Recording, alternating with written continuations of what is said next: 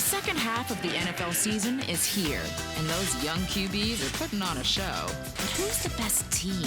This is when we separate the pretenders from the contenders. And you can follow that story every Sunday with the NFL on CBS. Welcome back to Fourth and Forever. A special guest joining me today in studio, defensive tackle for the Los Angeles Rams and host of his own new series, Dine and Bash. Please welcome Sebastian Joseph Day. Thanks for coming, man. Thanks for having me. Appreciate you taking the time. Let's get right to it. You guys coming off tough loss, tough offensive performance, only 9 points, no touchdowns. What's the deal? Because you guys have a huge one this week against the Cardinals, and your mentality heading into a pivotal game against Arizona. Where you at? You control your own destiny.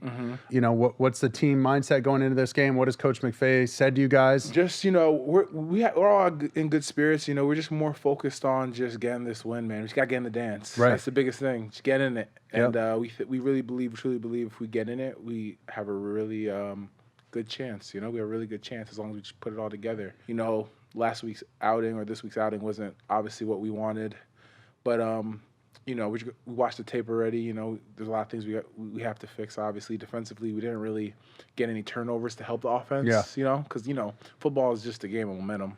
100%. And we didn't help the offense in that sense to give them any momentum by making any big plays. Yeah, we stopped them a bunch of times, but you know, you need that spark sometimes. So that's kind of just what we're focusing on, just making sure that we're trying to capitalize on, you know, getting those turnovers and stuff like that. When you watch the tape, either something personally or as a defense, as a group, we used to do this all the time on offense, and I know a lot of teams do it, but essentially you say one up and one forward. One up is what you did well. One forward is hey, this is what we're really going to hone in on fixing next week. What's your one up? What's your one forward? Definitely our one up is just creating those spark plays, you know, for our offense exactly to give them that momentum so they can give them a short field, all that stuff. And one forward, I'd probably say just continue to be the dominant defense, smothering, you know, continue to be smothering and giving our offenses chances with the ball, you know.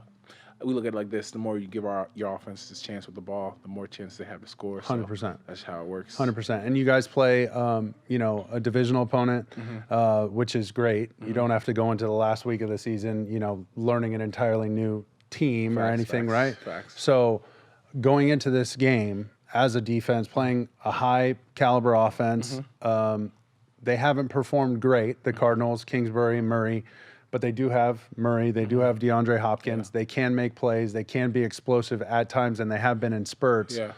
What do you do to bottle up somebody like that? What's the defensive game plan? Because when you play a quarterback who can throw, that's one thing, but you know exactly where he's going to be, right? 9.5 yards deep, he's going to be chucking the ball around. Yeah. Well, this guy can be 9.5 yards deep, or he can be anywhere within a 33.5 yard radius, 53 1/3 yard radius, right? Yeah, no, so, so what's the game plan going on? How do you bottom up? A guy like that, you know, you got to try your best to contain him, keep him in the pocket. You know, obviously, you know what makes Kyler so dangerous. Obviously, is that he can, you know, escape the pocket and he can make those throws, and he can make those throws in the pocket. So it's just, you know, being able to find different ways, just whether it's scheme wise to change things up in the back end, or maybe just, you know, keeping him in the pocket as much as we can, just muddy things up in the pocket, collapse it as fast as we can. You know, guys like Aaron and Brock do such a great job getting back there. So those are the kind of the things we kind of have to do for a guy like that. Very talented team, awesome team. Like you said, you know, they got crazy amount of wide receivers, awesome, 2 awesome running backs with Drake, and now they have my boy Larry Fitzgerald's back. Yeah, he's back because he was gone the first game we played him. So that's right. I didn't think about that. So he's back. Okay. Yeah. So it's gonna be a great game, a very tough game. Yeah. Do they say anything because Kyler is so small about? Do you guys practice anything different that week, like trying to bat more balls or doing any drills specifically for that, or like, hey, we really want to muddy up these throwing lanes. We don't want to give them wide open lanes. That's probably what it is mostly, because, you know, a guy like I said, you can go and get guys like Russell Wilson, Kyler Murray, you know, all those mobile guys that. And you got to play them 4 games. Yeah, exactly. You can play guys like that, man. Like, that's what makes it so hard, because you just don't know where they're gonna be. And when you do collapse that pocket, you know, they always find like little lanes to escape. And I remember, like, example, like this last Seattle game, we had a turnover. We get the ball. They have the ball in their side of the field. So they're like probably on their their 2-yard line. So, you know, simple play. We're collapsing the pocket, me, Aaron, and Brock.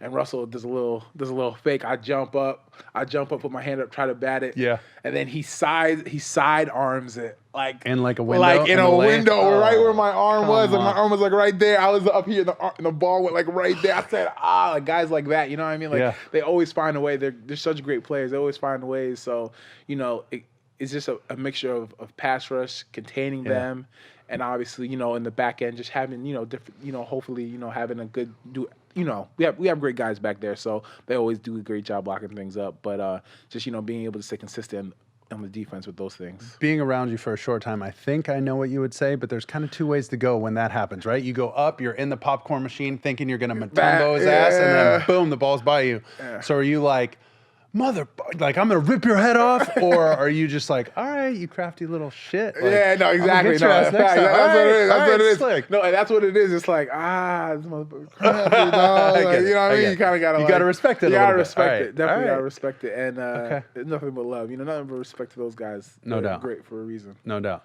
Your vocal leaders on defense, Aaron Donald, Jalen Ramsey.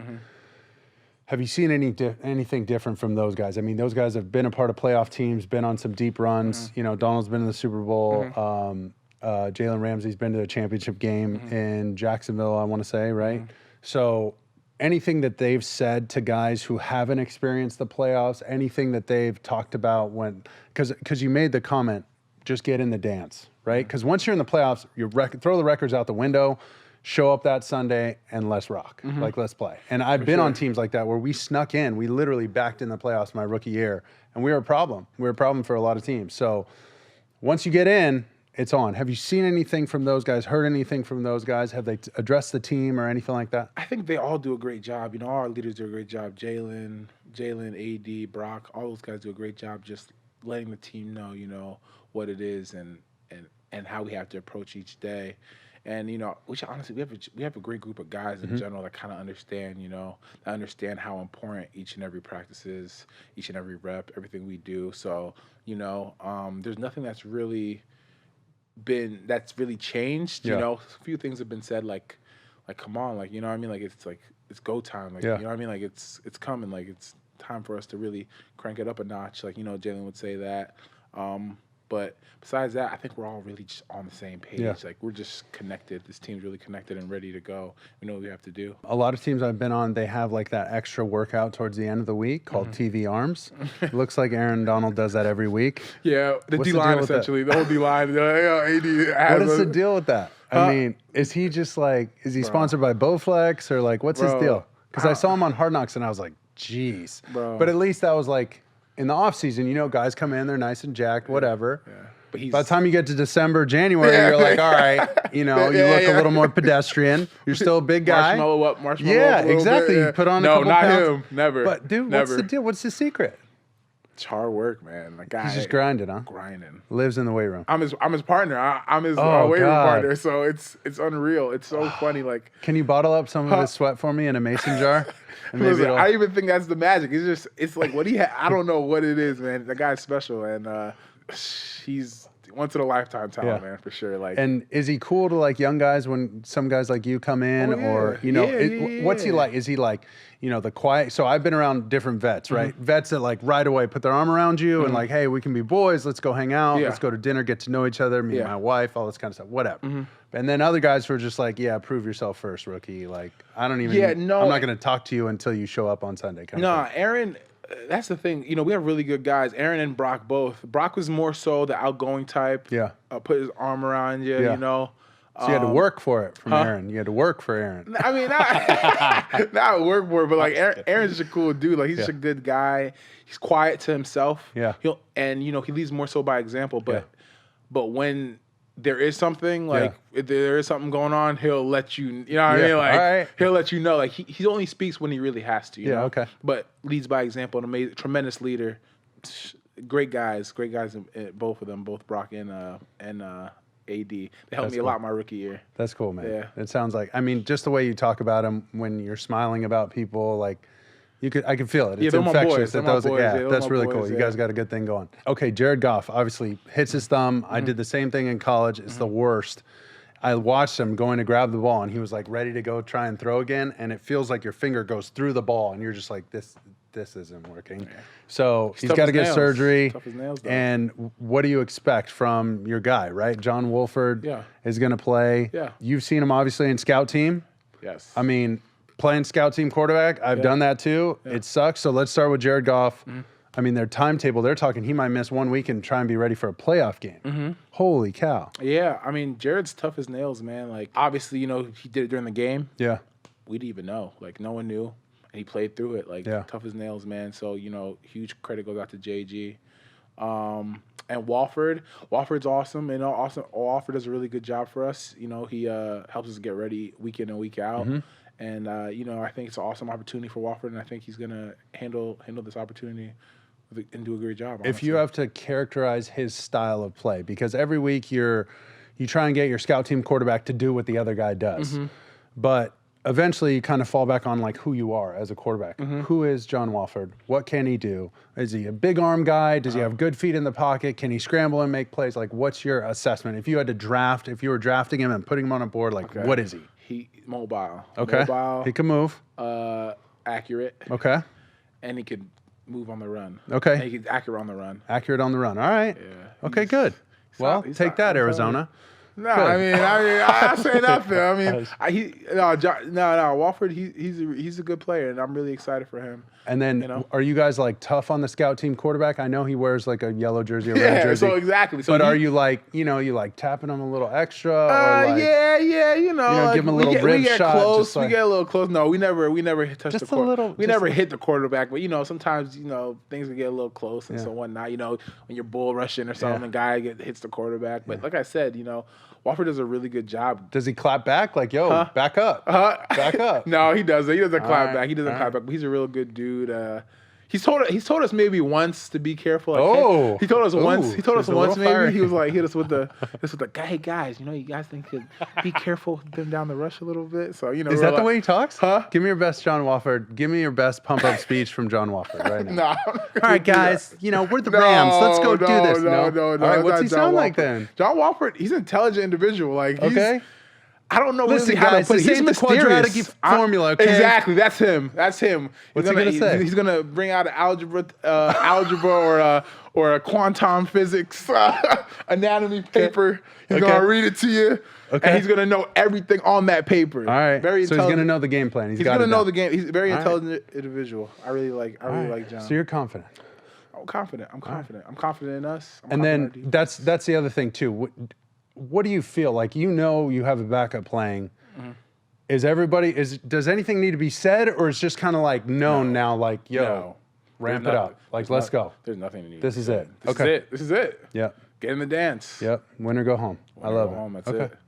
Well, fourth and forever is a really good luck charm. So okay, so let's look at that. Let's look at that scenario because you guys control your own destiny. You just lost to the Seahawks, and you guys got a bad taste in your mouth, but you can't dwell on it. Boom, we're on to the next team. Arizona, divisional opponent. You go take care of business against Arizona. It's on. You're right back in Seattle. And, ready to dish out some revenge. We're back right? in Seattle. That's all I have to say. Okay. We're back. We're rock and rolling in Seattle. All right. Okay, but we're focused on the Cardinals. On this week. Okay. We're focused on I this got week. it. I got it. Focus I know on the drill. Arizona. Focus on Arizona. And, great team. And then we'll worry about the rest. Okay. Okay, I like it. Are you close with Jalen or not? Maybe not close, but I'm not close with Jalen, but cool to everybody. We're cool. Yeah, he's cool. He's cool. He's not like starting fights every day. He's not just like a pain in the ass. No. Okay, he starts fights a lot. That's no. Jalen, like he said, he's outspoken. He's an outspoken individual. He knows who he is. Competitive as hell. Competitive, and you gotta respect it. Right. True competitor. True competitors, guys like that, like always get misconstrued. Yeah, yes, and it's never personal. Like it's just like I'm gonna beat your ass. Like that's all I know. And that's how it is. Yeah. Okay. Talking shit from the beginning of practice to the end of practice, whoever he's lined up on. I love it. I did see him too, which I thought was good for him, his image, his brand, all that. But he was helping out young DBs. And but nobody's ever known that. And people just automatically assume it's weird. It's really he's talking trash on receivers in a press conference. Like, what an asshole. Well, hold on now. Yeah. Like, he still helps his guys. He's just trying to win. He's fired up. He's fired up. Great guy. Does a lot of work in the community. So shout out to him, especially this year. He's done a lot of work in the community. Just great guy. Set the record straight, okay? Yeah, come on. You heard it here first. Fourth and Forever knows Jalen Ramsey's a good guy, and we also want to get him on the show. So, if he doesn't go on your show. Have you had any players on your show? I have not, but I think I will, though. I think once this thing gets rolling, What about former players? Huh? What about former players? What's up? I mean, we're on the college football game.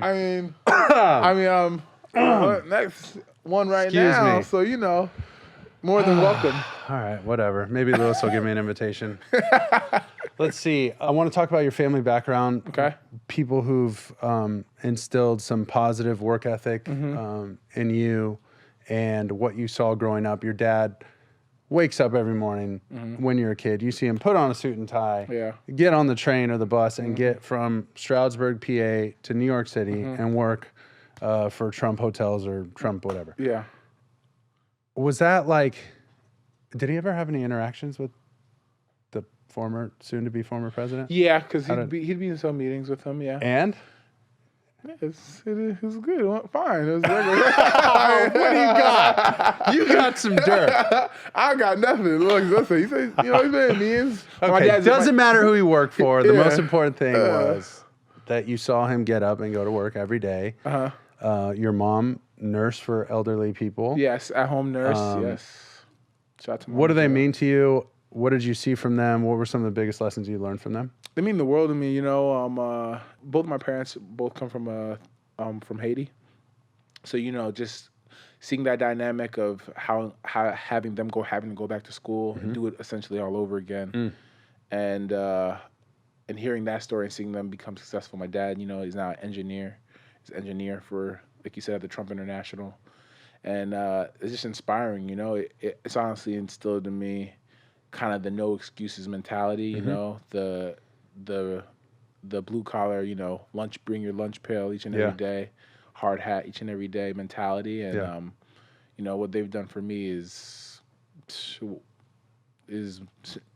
unbelievable, man. Honestly, from day one, it's really honestly helped me get where I am, as a 6th-round pick out of Rutgers. I'm not supposed to be here. Honestly. Right. You've taken the road less traveled, trust me.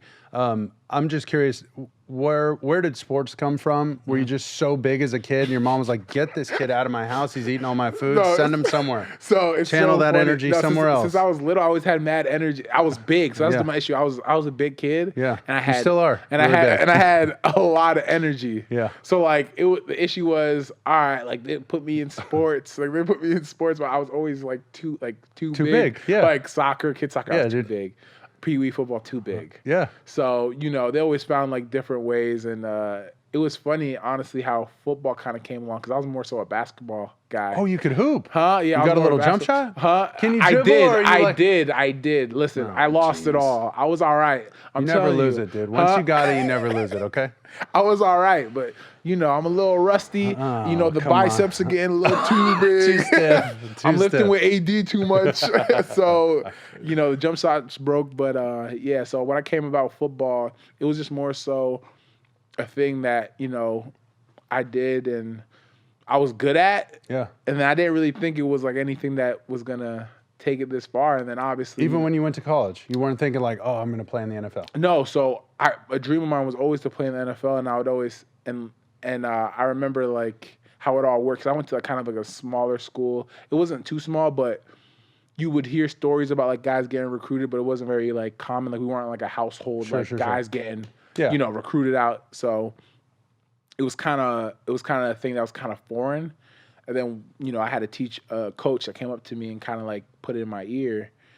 And obviously me having the love of the game, I just took it really seriously, and by God's grace, it all just kind of worked out. But I remember going home and telling my mom, hey mom, I could get a scholarship, go to school for free. And what'd she for say? Football. And mom was like, what? And well, you better take your ass in practice. What? Are you serious? Because my mom didn't even really know how serious it was because them being from a different country. Yeah, it's such a different sport. Their football, soccer. Yeah. So they're like. So my mom, I remember my dad, he was hip to it, but my mom kind of wasn't. You know.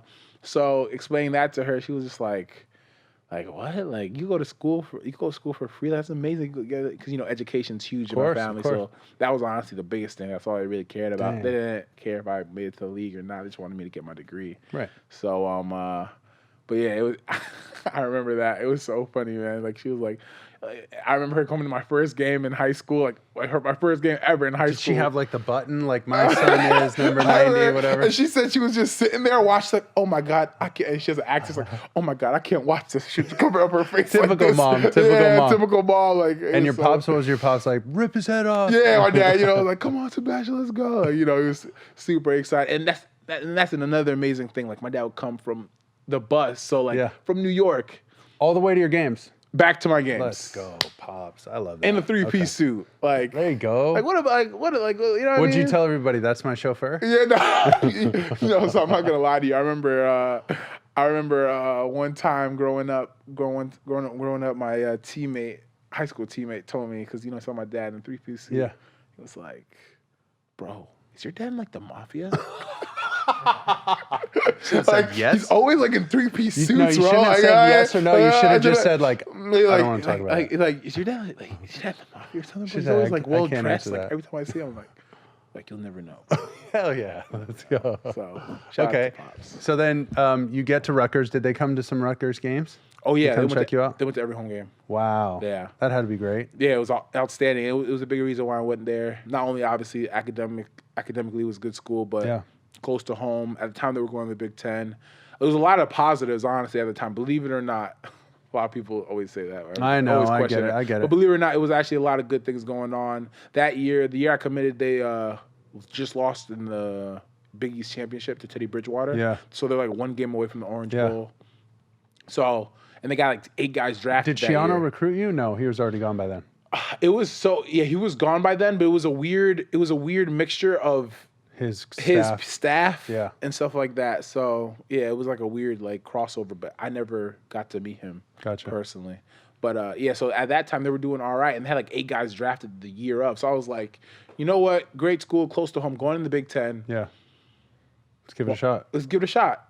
And obviously, a lot of things didn't work. Listen, you got a great education. You're a journalism major. Yeah. You end up coming to the Rams, 6th-round pick. Mm-hmm. Late pick, but you get to come to LA. You're on a 53-man roster. Yeah. A lot of guys in that position don't end up on the roster the next year.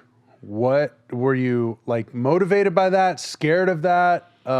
What kept you on the right track? Who helped you? And how did you not get caught up in all the distractions of LA? Especially your rookie year. I mean, this is pre-COVID. LA's open. Yeah. Wide open. Yeah. Yeah. So there's a lot going on, and now you got some money in your pocket. Yeah. Like, that's not easy for a, 21, 22-year-old kid. For sure. No, that's a good question. If you know me personally, like, it's honestly just like my desire to, like, not fail, kind of. Yeah. It was like just something that in my head that, like, I knew I was better than when I was drafted. Yeah. I felt like I was slighted. You felt it. You had a little chip. You should. Okay. Yeah, I had a chip. Oh, a lot of chip. It sounded. I had a lot of chip. I was elated that obviously I was drafted. Yeah. But I also felt that, like I said, I felt like there were some guys that were like, how did they get before me? Go ahead, let's name them. And ready? I get it. No, I'm not gonna. I'm not gonna name any names and all that stuff. But and obviously, in the sense of, it was a lot of hard work. Huge shout out to Sue, Aaron, and Brock. Pick their brains all the time. Dude, that is an incredible. Listen to this group. Easily an outside linebacker. Aaron Donald, Sue, Brockers, Dante. That's all 5 first-rounders on our D-line. Damn. My rookie year. I walk into I'm like... Okay, so you're walking in the building, and it's like Bentley, Rolls-Royce, Ferrari. It's insane. It's insane. It's fire. All of them had designer luggage. Akeem was iced out. I was with them in Denver. Oh, my God. Peters. I think he still owes me money on a bet we made in basketball, but regardless, if you see him, let him know. I'm looking for him. Okay, so... Holy cow! Bro, all those guys. It was insane. It was like and that was what, 2 years ago, 3 years ago? That was our Super Bowl run. That's right, yeah, Super Bowl, but we lost the Patriots that year. Damn. It was insane. I was like, like, you know what I mean? What and you is went to the this? Super Bowl your first year. It's insane. Yeah, and I'm on the active roster. Like, look at, you know what I mean? Like, I'm on the active roster. You played in the Super Bowl. No, I didn't play the Super Bowl. I'm on the active 53-man roster. I'm like, and each week That's I'm crazy. inactive, and I'm just like, wow, like, Dude, you should I'm have so took blessed. your pads on the field. I'm for so the blessed. Just for the Super Bowl. I'm so blessed. No, it was pretty dope though. They let me dress up. They let me dress for the Super Bowl. Yeah, that's what I'm saying. You Yeah. should have just like ran on the field. This middle of the Super Bowl, Dude, cut someone's halftime, shoelaces. Just halftime, just like run out like one of those guys, the crazy people. Undo his helmet. Undo Sue's helmet screw. Oh, trainer. No, Clement. no shot, Run in. no shot, no shot. scared. Not our rookie year. I would've. You're scared. What cool Super Bowl gifts did you guys get? Did they give you like watches or like cool stuff? Or No, they anything? gave us cool stuff. I think honestly the coolest stuff. Yeah, they gave us some pretty dope stuff. They gave us a bunch of clothes, bunch of sweats, decked out. They decked us out with shoes. They gave us everything. Honestly, I can't even name one thing specifically. I remember Brockers got us these really cool hoodies with our numbers on them. Yeah. And they made out of like snakeskin. They're pretty dope. Whoa. Yeah, the numbers is made out of snakeskin. Okay, Intense, that's yeah. kind of cool. Different. Yeah, Do you it's still different. wear it sometimes? I do wear Okay. it sometimes. Pretty Very good. dope. But yeah, that was an awesome experience, man. And around those guys, that had to be one of your favorite memories from those guys. I mean, any of them. My second year is when, you know, I earned the starting job, and I was in the huddle, and we were breaking it down, and I was just looking around, and I was like, holy shit. Like, I look left, I'm like, Brock, Aaron. I look to my right, like Marcus Peters to leave, and it's like, I was like, whoa, like, you know It's what I mean? crazy, Because like yeah. my rookie Gotta year, kinda pinch yourself. Exactly, because in my rookie, But you also have to be cool. One you of the gotta guys. be cool. You gotta be cool. One of the guys, because I remember my rookie year, you know, going through that whole experience. It's kind of like a red shirt, you know. Yes, I yeah. just worked out a A lot. lot of practice squad, extra workouts. Don't always travel. Everything. Yeah. all that. So just honestly picking their brain. Yeah. So like when that opportunity, so it's a whole year of me not really playing football. Yeah. You know what I mean? So then you're back your second year, and you just, next thing you know, I'm in the huddle with all these guys. It's like, wow, like, it's amazing. Like, God's good, man. That's cool. Just a rewarding I feeling. thought you were going to be like, hey, guys, hold on one second. I just want us to take a second and really soak this one in. You know? Just. Can we just all hold hands and say woosah? Can you imagine what they would have done? Aaron probably would have looked at me and like walked away, honestly. He was like, get this guy out of I'm here. out of here. Get this guy out of here. We talked a little bit about the draft, and you felt a little slighted. So on that draft day, Rams call, Wasn't hey, expecting this it. is Coach McVay. Was not expecting that at all. So you were expecting to not get drafted at that point? No, not to the Rams. I okay. was expecting to get drafted, and I knew my situation. You know, I knew I was going to be a later pick. I didn't think I was going to be that late. You know, I knew I was going to be a later pick, but just not as late as I went. And I just didn't think it was going to be the Rams either. Yeah. Because I didn't hear from them after my visit. Oh, really? But you visited out here. Poof, like they disappeared. Radio silent. Okay. Yeah, radio silent. But you visited the team It was during draft it was prep and all awesome. that. Yeah. Did you do a workout for them or anything? Didn't do a workout or anything. Visited with them, met everybody. It was awesome. It was awesome. Okay. Awesome experience. And you're like, man, I could see myself here. Then nothing. yeah. And then it really happened. So what did you ask McVay right away? Like, yo, where you been? No. At that point, I was just like, thank you. You were just Yeah, excited. I was Okay. like, just thank you for, Okay. taking this chance on me. Like, so. Will there be a point where you ask Coach McVay, like, what was that? I don't Because know. I feel like that's a game that girls or guys play like in a new relationship. Just like get the number, hang out one time, and then kind of goes for a minute. Boom, I'm back. Yeah, I'm back, baby. I don't know. I really don't know what the whole vibe was with that, but You should ask him right before you take the field against Arizona. You should just ask him. I- Hey, Coach, I'm honestly- just trying to tell me where your head was at, you know? yeah, honestly, no. I don't think I'm gonna say that. That's the least of his worries. I mean, if you're right scared, now. that's fine. Don't worry about it. So then you get drafted, you're out in LA. Your favorite part of LA, your favorite restaurant? Favorite restaurant? I can't say I have. Can't remember going to a restaurant, neither can I. Honestly, it's been so long, and I can't even remember going to a restaurant. But honestly, I'd probably say. Okay, I got one for you. In-N-Out Burger or Shake Shack? Shake Shack. Watch your mouth. This interview's Get over. In and Out So out of here, stupid. please. So stupid. Okay, next one. East Coast, West Coast. The beaches, Jersey Shore or Malibu? Malibu. Thank no you.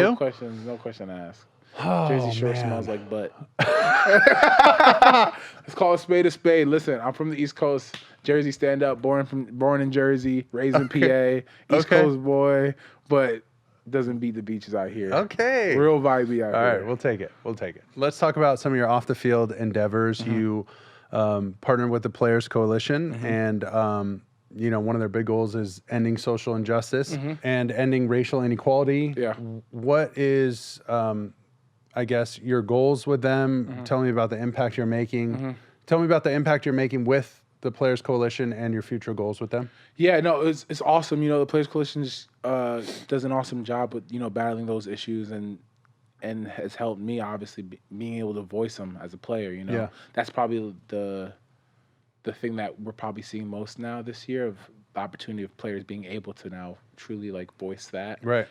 And they keep you up to date with legislation. Definitely. They do such a good job, man. They do amazing work. Local elections, where to vote. Exactly. Things like that. Yes, So yes. I know I'm on a bunch of email chains with them, but guys like Malcolm Jenkins, Demario Davis, the McCourty twins. Yeah. Some impressive guys who have used their platform for the better, and it sounds like you're doing the same thing. Yeah, at the end of the day, football is my job, but what you do for people lasts forever. So that's the way I kind of just live my life. Yeah. Try to give back as much as I can. It's No another doubt. thing I kind of. And if you're a first generation U.S. citizen, I mean that's incredible, because you have this platform as a black man in this country.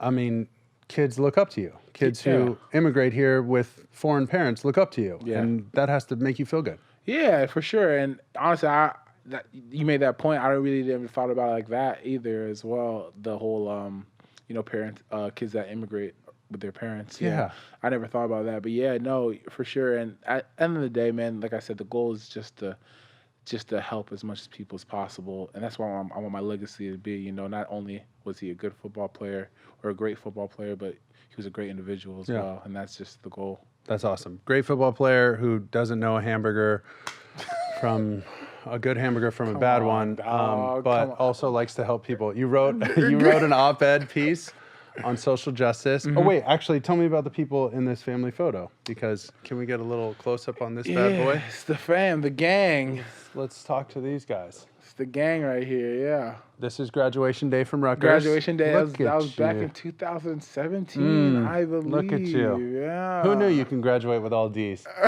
Impressive. Okay.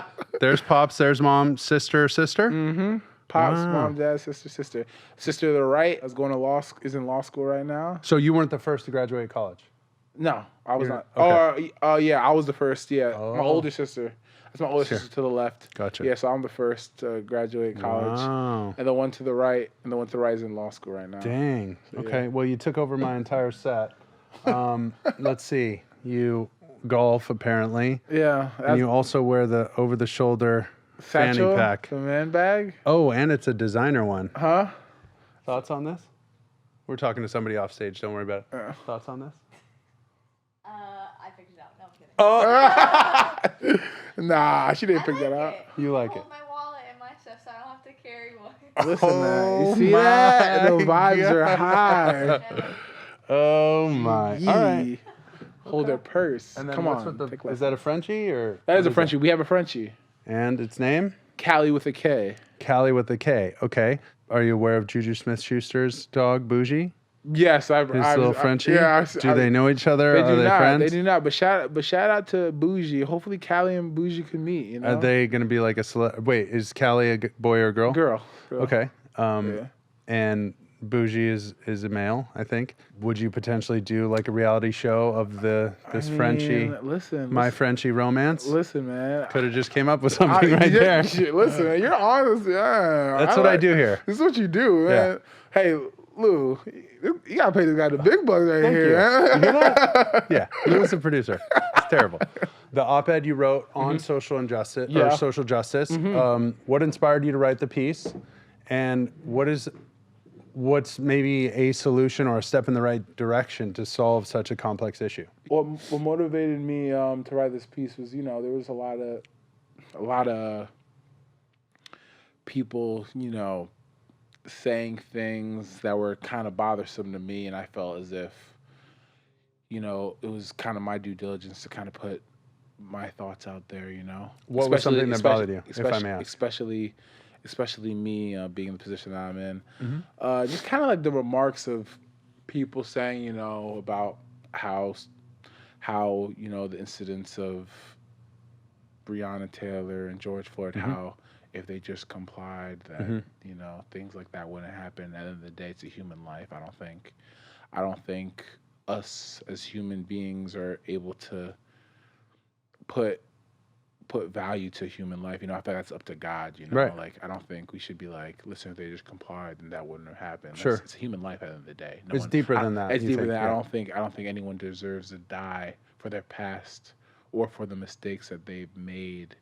The mistakes that they've made, because we don't know if they might have already paid for them. You know what I mean? But I don't think death is the solution. You know what I'm saying? Sure. Obviously, everyone should pay for their mistakes and what they do that is wrong, but I just don't think death is necessarily the solution. Sure. Yeah, I kind of got passionate about that, so I wrote in the op-ed essentially attacking and addressing the lack of representation in places of power in the United States in general, and how all that correlates honestly to the lack of education, the opportunity that kids get in lower income communities. Sure.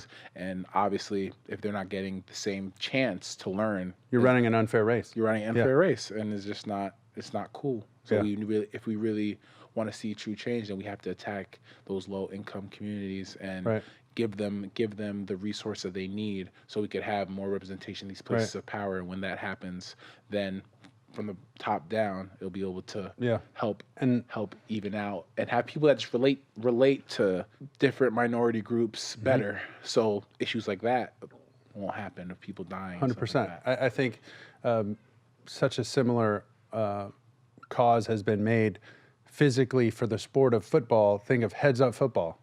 Think of rugby-style tackling. Hey, no more using your head as a weapon. We have too many concussions. Well, how do we change it in the NFL?